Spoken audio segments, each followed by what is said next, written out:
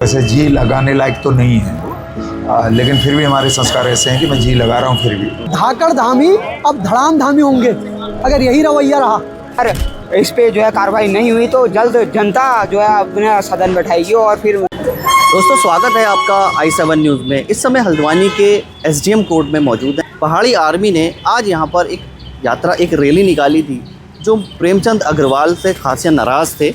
आप देख सकते हैं मेरे पीछे ही प्रेमचंद अग्रवाल का फ़ोटो है। इस पर कालक भी पोती गई और इस पर जूतों से मारा भी गया। जी हाँ, इतना ज़्यादा गुस्सा आज उत्तराखंड में प्रेमचंद अग्रवाल के लिए है। हमारे साथ जुड़ने वाले हैं उत्तराखंड आंदोलनकारी हरीश पनेरू और उनके साथी। क्या कुछ कहा उन्होंने, सुनाते हैं आपको और दिखाते भी हैं। तो जुड़े रहिए हमारे साथ i7 न्यूज़ पर पूरी रिपोर्ट देखने के लिए और चैनल को फॉलो ज़रूर कर लीजिए।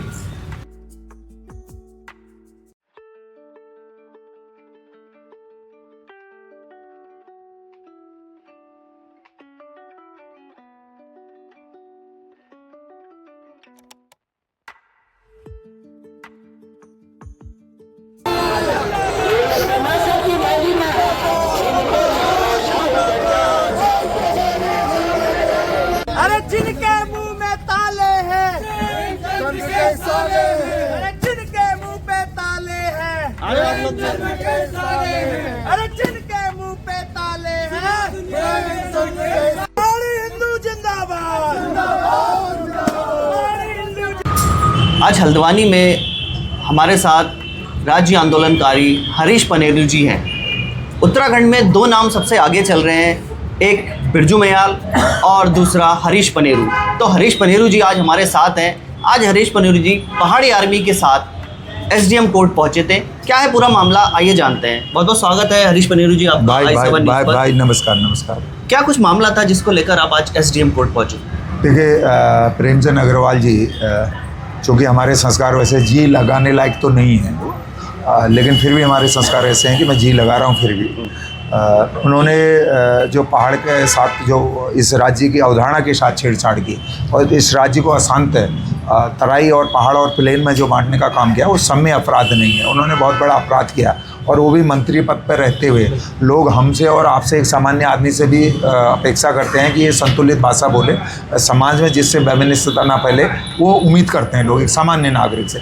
आपने मंत्री पद की शपथ ली, मैं सत्य निष्ठा से शपथ लेता हूँ, भारत के संविधान के प्रति जवाबदेही रहेगी, जाति भेदभाव से मैं काम नहीं करूँगा, राग द्वेष से काम नहीं करूँगा, तो वो सारी आपकी शपथ जो आपने झूठी कसम खाई उस पर 420 का कानून के हिसाब से मुकदमा मिलता है। सामान्य आदमी ने किया होता तो 420 सबसे पहले, अगर हरीश पनेरू ने अपराध किया होता तो हरीश पनेरू पर सबसे पहले मुकदमा लगता। लेकिन वो प्रेमचंद अग्रवाल हैं, खुदा मेहरबान तो गधा पहलवान वाला किस्सा उन पर चरितार्थ होता है। ये बात मैं इसलिए कह रहा हूँ कि एक मंत्री को मेरे जैसा, आप जैसा भी व्यक्ति अगर कोई हमारे साथ बदतमीजी करता है तो हम थाने में जाते हैं कि पुलिस से, और उन्होंने उसको नेगी को खुलेआम चढ़ के मारा।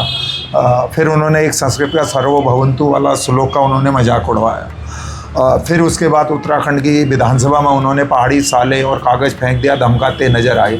और तो और हद तो तब होगी जब रीतू खंडूरी उनके बचाव में और सरकार उनके बचाव में, और एक लखपत बटोला हमारे विधायक ने वॉकआउट किया, तो वहाँ हमारे भीमताल के विधायक जी भी बैठे थे जो अपने को बहुत बड़ा आंदोलनकारी कहते हैं। उनका राम सिंह कड़ा जी, मैं उनका नाम इसलिए कहता, उन्होंने जो जीत पाई कि मैंने संसद में पर्चे फेंके, उस संसद में पर्चे उत्तराखंड के लिए नहीं फेंके थे, मुझे लगता है वो अपने लिए फेंके थे। अगर उत्तराखंड के लिए फेंके होते तो वहाँ चुप नहीं बैठते। तो ये प्रश्न इस बात का है कि हमारे स्वाभिमान, हमारे मातृत्व, हमारे पितृत्व को अगर कोई ललकारेगा तो जिसका ज़मीन, जिसका खून, जिसके संस्कार जिंदा हैं तो उसको बोलना चाहिए। देखिए, आज भी एसडीएम कोर्ट में लोगों का गुस्सा जो है सर पर चढ़ा हुआ था। इतना ज़्यादा गुस्सा था कि एसडीएम कोर्ट में एक पोस्टर लगा हुआ है प्रेम सिंह अग्रवाल जी का, तो उस पर कालक पोतने का भी काम किया, उस पर जूते मारने का भी काम किया। क्या कुछ देखने का मिलेगा हमें जब तक आगे की लेकर जाए? देखिए, ये राक्षस लोग हैं। राक्षस लोग इसलिए कह रहा हूँ कि दुर्योधन को पता नहीं था कि मेरा अंत कब होगा, और उसकी सेना बहुत बड़ी थी। इसी तरीके से महिषासुर एक राक्षस थे, उन्होंने कितना बड़ा अन्याय किया। एक मोहम्मद गजनवी एक लुटेरे थे, तो उनको भी आप जानते हैं। किस्से में इसलिए बता रहा हूँ कि ये सत्ता के नशे में और जो छल प्रपंच करके पहाड़ की जनता से जो वोट के टाइम पे आंखों में धूल झोंक के उसको जादू जैसा करके जो वोट प्राप्त कर रहे हैं, इनको नशा है कि हमारा कोई कुछ कर नहीं सकता। लेकिन ऊपर वाले की जब मार पड़ती है ना, उसमें आवाज़ होती है, बस वो सीधे मरता है। जैसे देखा जा रहा है अब इतने सब कुछ आंदोलन हो रहे हैं, सब कुछ हो रहा है, पूरे उत्तराखंड में उथल पुथल मची हुई है, लेकिन उसके बावजूद भी सरकार सुनने में आ रहा है कि उनको एक जिम्मेदारी देने जा रही है। अब ये तो भाई हम क्या कह सकते हैं, हम तो आंदोलन ही कर सकते हैं, हम जगा सकते हैं और लोगों को जागरूक कर रहे हैं। पूरा पहाड़ पीड़ा में है और निश्चित रूप से धन बल, जन बल, शासन बल, अत्याचारी के उसमें जनता सड़कों पर निकलने से डर रही है, क्योंकि किसी के बेटे को चालान करके जेल भेज दिया जाएगा, किसी को खनन में बंद कर दिया जाएगा, किसी की ज़मीन छीन ली जाएगी, किसी का घर पर कब्जा कर लिया। लोग डरों के मारे घरों से नहीं निकल रहे, लेकिन उनकी आत्मा से पूछोगे तो ये गलत हुआ। 90% 99% लोग कहें कि गलत किया। अब उसको सज़ा कौन देगा? राजा ही खुद अत्याचारी है तो सज़ा कहाँ से? सज़ा का तो मतलब नहीं होता है। रावण के दरबार में जितने थे वो सारे घमंडी थे और सबका अंत बहुत बुरा हुआ।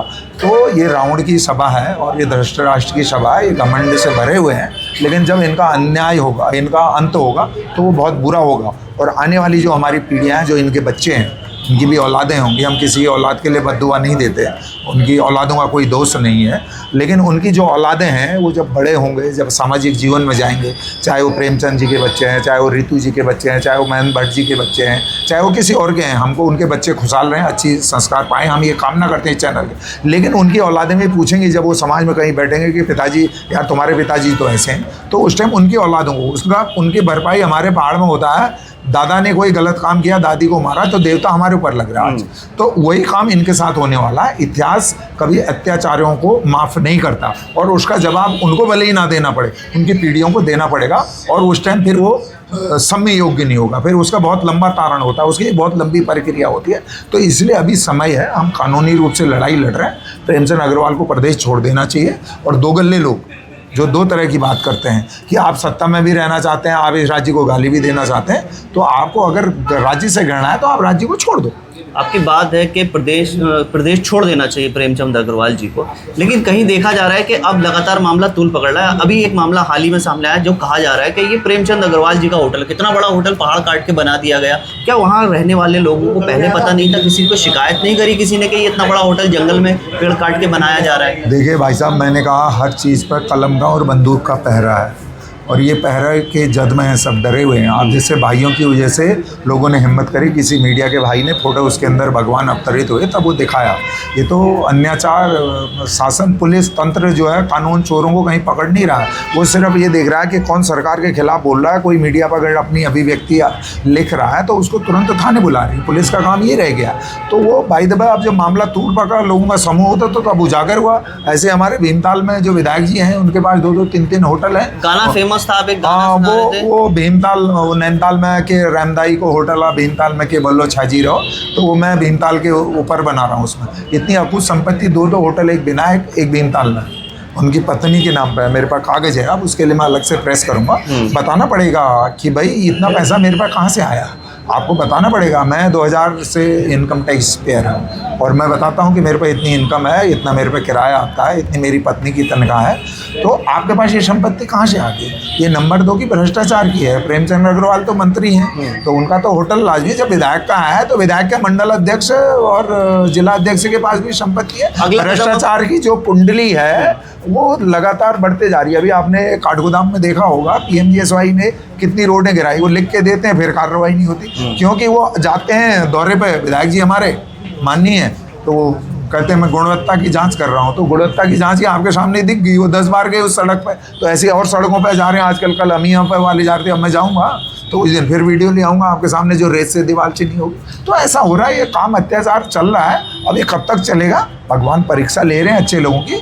आप सबके उससे हमको ऊर्जा मिलती है और निश्चित रूप से हम बिगैर किसी स्वार्थ भाव से इस लड़ाई को लड़ेंगे और इस लड़ाई को जीतेंगे भी। और 2027 में भीमताल से एक नई राजनीति की शुरुआत होगी। जो भ्रष्टाचार, जो नेताओं का चरित्र गिर गया, लोग हर एक नेता को हमें सबसे पहले जाके जवाब देना पड़ता है कि भाई हम बेईमान नहीं हैं, लोगों को बताना पड़ता है, कन्विंस करना पड़ता है। तो हम जब जनता हमें आशीर्वाद देगी, जब भीमताल लड़ेगा तो भीमताल की जनता ऐसा वहाँ से संदेश देगी कि एक अलग तरह की राजनीति भी जो पुरानी होती थी, स्वच्छ और साफ और सेवा भाव से, ऐसी राजनीति की शुरुआत करने का हमारा प्रयास है।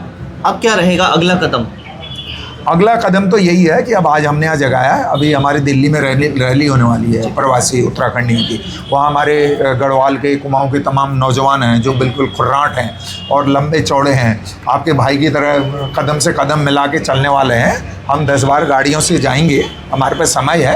अगर होली के बाद प्रेमचंद अग्रवाल पर कार्रवाई नहीं होती है तो हम उनके घर पर उनको वहाँ से खदेड़ने का काम करेंगे। ऐलान है, हम कोई चोरों की तरह थोड़ी जाना। हमारे प्रवासी संगठन के अध्यक्ष हैं दिल्ली में, उनके साथ 1000 लोगों के नौजवान हैं जो मरने मारने को तैयार हैं, और एक हम भी हैं, और ये जो संगठन हमारे पहाड़ियाँ हैं, ये सब नौजवानों का जुल के जाएंगे। प्रेमचंद के अग्रवाल पर घर पर दावा बोला जाएगा, क्या बुराई है उसमें?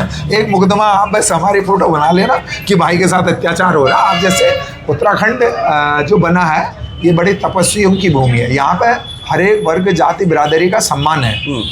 इसमें कहने में मुझे कोई अगर बुरा मानता है, लेकिन कोई आपके मातृत्व को ललकारे, आपके संस्कारों को ललकारे, ये किसने इजाजत दिया? इसकी सजा उसको मिलनी चाहिए। हमें वहीं उत्तराखंड सरकार ने उपरोक्त सभी मांगों को कुठारघात करते हुए समान नागरिक संहिता लागू कर दी है। पूरे पहाड़ में आग लगी है क्योंकि पहाड़ियों को गाली दी जा रही है सदन से। बदतमीजी की हद पार हो चुकी है।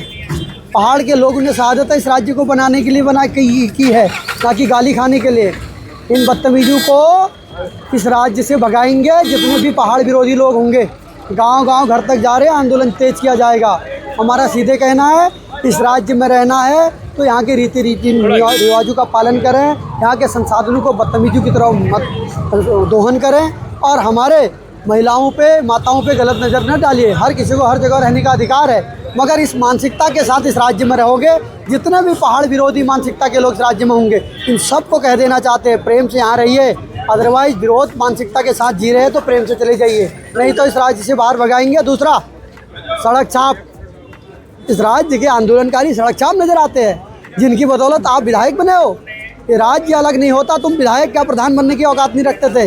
महेंद्र भट्ट जी से स्पष्ट शब्दों में कहना देना चाहता हूँ, या तो अपने आप को पहाड़ी मान लीजिए या अपने आप को दोयम दर्जे का मान के बाहर की बात करिए। बर्दाश्त नहीं करेंगे। देखिए, इधर आप धरना प्रदर्शन भी कर रहे हैं, रैलियां भी निकाल रहे हैं, लेकिन कहीं ना कहीं देखा जा रहा है कि प्रेमचंद अग्रवाल जी को कहीं सरकार में अधिक जिम्मेदारियां भी दी जा रही है। इससे क्या किस तरीके से देखिए, ये तरीका सीधा है कि 70 विधायक नपुंसक हो चुके हैं जो सदन में बैठे थे। वो पहाड़ियों के नाम पे सिर्फ डकार रहे, पेंशन बढ़ा रहे, तनख्वाह बढ़ा रहे। ये प्रमोशन सरकार कर रही होगी, जनता नहीं कर रही है। धाकड़ धामी अब धड़ाम धामी होंगे अगर यही रवैया रहा। हम बर्दाश्त नहीं करने वाले हैं। पहाड़ विरोध तो इस राज्य में कतई बर्दाश्त नहीं किया जाएगा। पहाड़ी आर्मी का अगला कदम, हम अभी गढ़वाल यात्रा में निकल रहे हैं। 8-10 दिन के बाद कुमाऊं यात्रा पूरी कर दी। एक एक व्यक्ति को जगाएंगे। पहाड़ हमारे बाप का, हमारी बबौती है, छीनने नहीं देंगे इसको किसी को। गलत तरीके से बात बर्दाश्त नहीं करेंगे हम। जो सदन के अंदर मंत्री प्रेमचंद अग्रवाल द्वारा पहाड़ियों से ये कहा गया कि ये प्रदेश क्या साले पहाड़ियों का है, उसको लेकर आज सारा पहाड़ी समुदाय एकत्रित हुआ है। और यहाँ पहुंचकर जो है हमने सिटी मजिस्ट्रेट के माध्यम से जो है माननीय राज्यपाल को ज्ञापन दिया है कि इस पर, क्योंकि संवैधानिक रूप में उन्होंने सदन के अंदर ये बात कही है तो मुकदमा हम दर्ज नहीं करवा सकते हैं। तो संवैधानिक रूप में इसका अधिकार केवल और केवल विधानसभा अध्यक्ष को है। तो विधानसभा अध्यक्ष इस पर तत्काल कार्रवाई करें और आवश्यक कार्रवाई करते हुए उनको तत्काल बर्खास्त किया जाए। और अगर उनको बर्खास्त नहीं किया गया तो मजबूरन पहाड़ी समुदाय को एक बड़े आंदोलन की ओर हम लोग ले जाने का कार्य करेंगे। ये आज आगाज़ था, और अगर इस पे जो है कार्रवाई नहीं हुई तो जल्द जनता जो है अपने सदन बैठाएगी और फिर निश्चित तौर पर ऐसे लोगों को सत्ता से बाहर करने का काम करेगी।